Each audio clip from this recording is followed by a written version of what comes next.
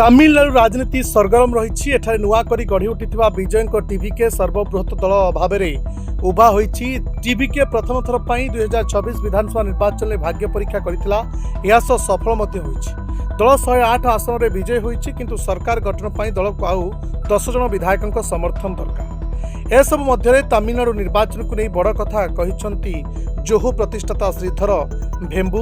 श्रीधर कहते जे विजय को समर्थन मिलवा संभावना कम रही पाखे जी संख्या रही से आउ कहीं जोड़ी हेबे ना नहीं ताहा कही हेबनी। एठारे स्थिर सरकार गठन हो पारिबो नाही। तमिलनाडु आहुरी भल दरकार करे। से आहुरी कहते जे एबे तमिलनाडु रे राष्ट्रपति शासन जारी हेबा दरकार। एहा परे आउ थरे निर्वाचन हेबा उचित। एहा परे ही किए बाजीगर ताहा स्पष्ट होई जिवो।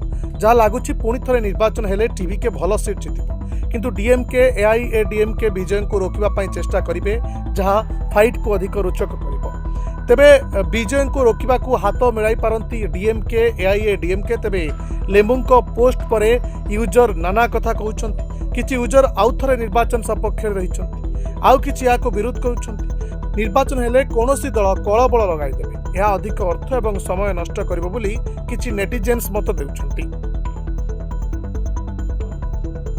Report Dinalipi live.